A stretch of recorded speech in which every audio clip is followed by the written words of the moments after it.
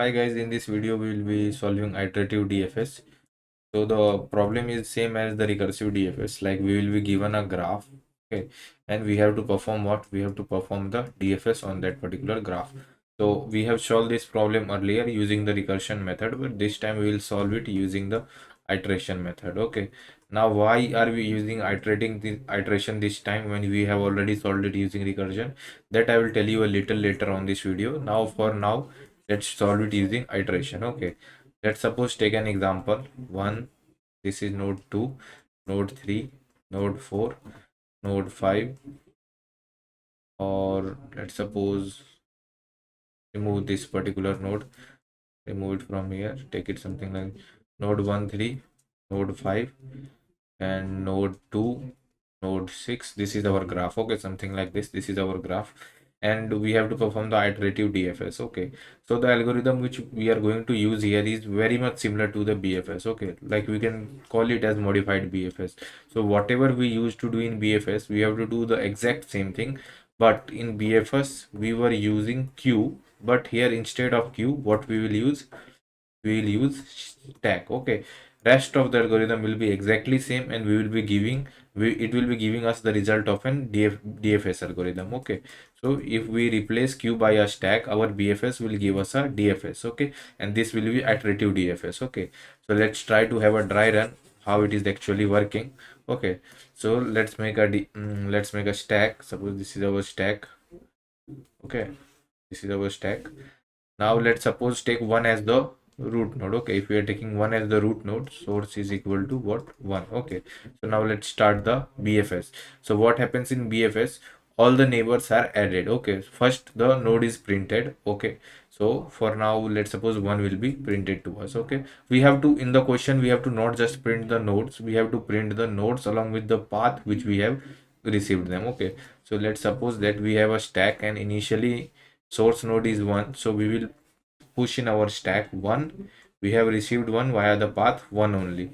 Now we will remove the first element from the stack, we'll print it 1 we have received via 1. Okay, now what we do next in the BFS is we add the neighbors. Remove, we used to remove the element, we used to mark it as visited, then we used to do the work, then what we used to do, add the neighbors. So this is what we used to do in the BFS. So this is what we will do over here. So we have removed the element, printed it. Now what we want to do, we want to add the neighbors. So what are the neighbors of 1? Neighbors of 1 are 3 via the path of what? 1 3. One more neighbor 2 via the path of 1 2, and one more neighbor 4 4 via the path of 1 4. So these will be added into the stack one by one. 3 1 3, 2 1 2, and 4 1 4, 4 via 1 4. Okay, let's remove this. Whatever result we are getting for the DFS, let me write that result here in this corner. So first 1 comma 1 was printed. Okay, now we'll get the next element. Next element is what? 4 via the path 1 4. We'll pop it from the stack. We got 4 1 4. Okay, so 4 1 4 will be printed. So let me print it 4 1 4. It is not 4 1, it is 1 4. Okay, so 1 4. Now the neighbors of 4 1 4 will be added. 1 was visited, 2 was visited, 3 was visited, and 4 was visited. Okay, no, I'm sorry, only 4 is visited. 3 and 4, 2 and 3 are still in the stack, so 2 and 3 are not visited. 1 is visited. Now we have removed 4, so 4 is only visited. Okay, 2 and 3 are still in the stack, so they are not visited till now. Okay, now we have to add the neighbors of 4. So there is only one neighbor of 4, that is 5. So we have received 5 via the path 1 4 and 5. So let's add it into the stack. 5 1 4 5. Okay, now remove this element. Now again pop the next element from the stack, which is the next element 5 1 4 5. Okay, so 5 1 4 5 is the next element. So this will be the next element in our DFS traversal. So 5 1 4 5, let me write it. Okay, now 5 is also visited. 5 is visited.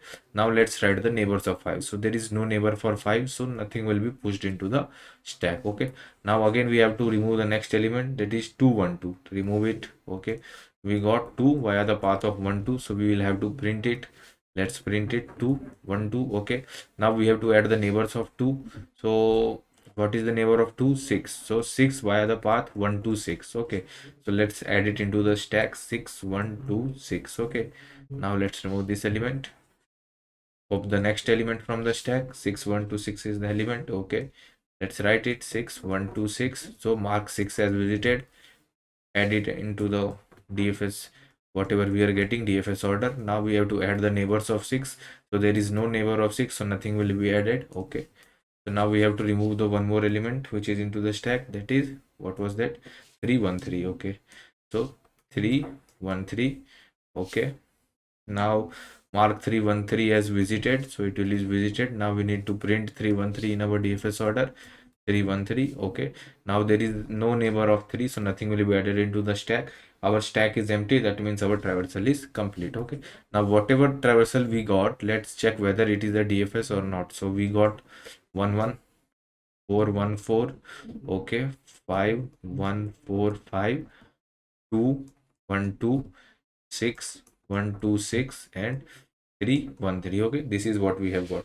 So let's suppose if we started from the 1, what traversal we would have got if we would have used recursive 1. So let's suppose we would have got 1, then 4, then 5. This was 1. Other was what? Other was, if we would have traversed from in this way 1, then we would have got to 2, then we have reached 6. Okay, this was 1, and the last one was we would have started from 1 and we reached 3. Okay, now let's check whether we are getting this or not. 1 4 6, is it present? So 1, then 4. Okay, then sorry, 1 4 5 is present or not. So if we see 1 4 5, this particular one, first one is present, 1 4 5. We are getting the iterative version of 1 4 5 first. Okay, good. Now let's check whether we are getting the second one, 1 2 6. So if we see 1 is from here, we started from here 1, then we go to 2, then we go to 6. So this is also present in our answer. Now let's check the last one, that is 1 3. Is it present? Yes, 1 3 is also present, and we are visiting in the DFS fashion only, like we have started from 1, then we visited 4, then 5, then 1, then we visited 2 and 6, then 1, then we have visited 3. So we are getting the DFS using the iterative version also. So the whatever we are doing is exact the same algorithm as BFS, but instead of queue, what we are using stack, and we are getting the results of the DFS. Okay, now we have a recursive DFS with us. Okay, then why are we solving it with BFS? Sorry, why are we solving it in iterative fashion? Okay, so for that, let me explain you one thing. Like whenever function calls are made, what we do in recursion DFS is that we have a DFS function, we have our source node. Okay, now what we do is, so we have source node and some other parameters. So what we do inside is DFS is that we mark source node as visited, we mark it as visited. Then for non visited nodes, what we do, we again call DFS for non visited nodes. Okay, so what happens by this call is that whenever we make a function call, how it actually execute, there is a concept of main stack. Okay, so there is a concept of main stack. Okay, and we have two sections of our memory. One section is what? Stack memory. One is stack memory and another one is heap memory. Okay, heap memory.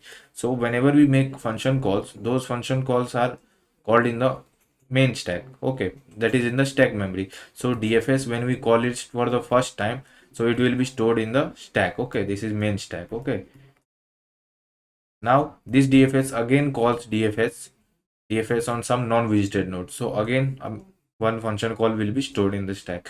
This will again call one more function if again more function calls are again DFS is called. Now suppose there is a graph something like this, 1 2 3 4.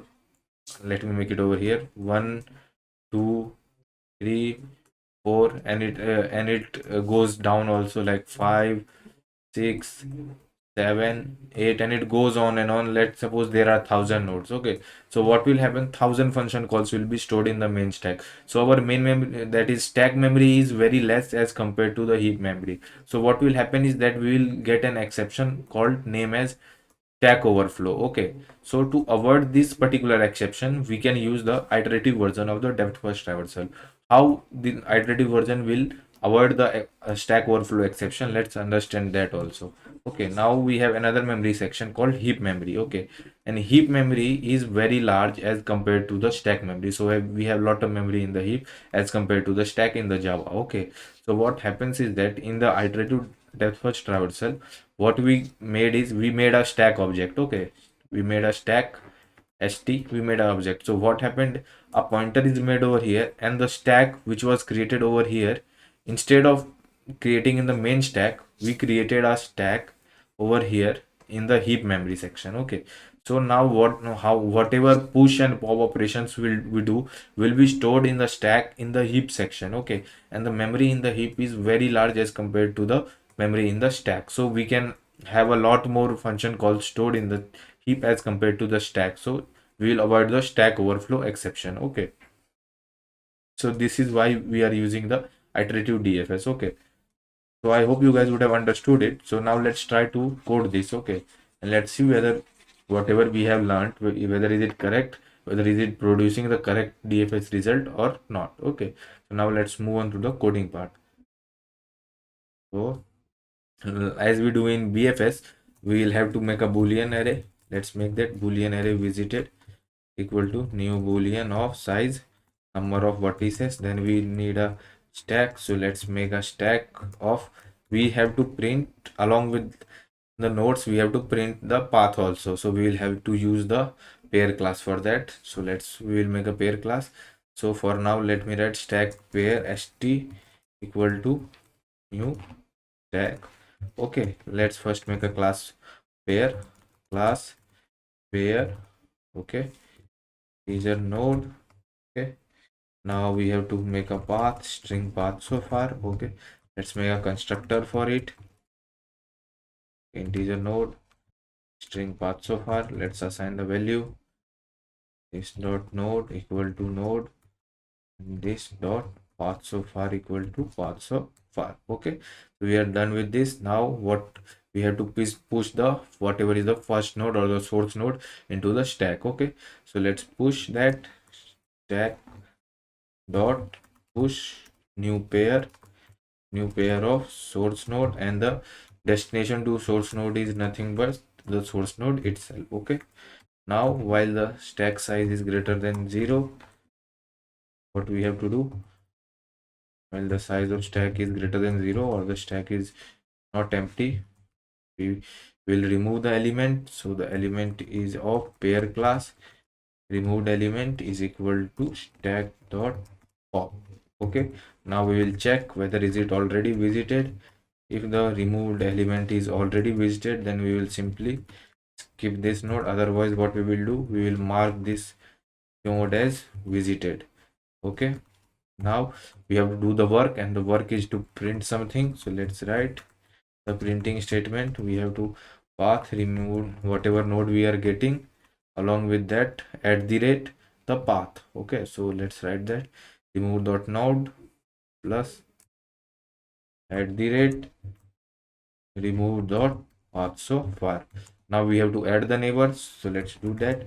Variable edge object edge in graph of remove dot node. Okay, now we will see that if this edge dot neighbor, whatever is the neighbor element for this node, if it is not visited, then we can add this into the queue. So what we will do, sorry, stack, we will push it into the stack dot push new pair of neighbor element, and the path will be what, path which we have till now, that is removed element dot path so far plus edge dot neighbor. Okay, so now we have done, we are almost done. Let's check once again. We have made the visited array, we have made a stack of pair, we have pushed the element. Okay, pair element is correct, this is correct. We are removing the elements, we are checking if it is visited, then skipping, otherwise marking visiting. We are doing the work. Okay, then we are adding the neighbors. If it is not visited, then visited. Okay, no problem with that. Now let's try to run it and see whether is it correct or not. Okay, let's check that. So we have not made the class static. It looks like that. Yes, we have not made it static. Let's make the class as static. Is there any more error? Incompatible types, boolean. Okay, static, non-static. So it looks like everything is due to that. There is one more error. It looks like line number 46. Negation boolean visited edge dot neighbor. No, this is not wrong. Let's try to run it and check. Is there any more errors or is it correct? Check that. What are we getting? Yeah, so that means there is an error, and that is due to this visited of remove dot node boolean array visited. We have marked it visited. Okay, check dot push.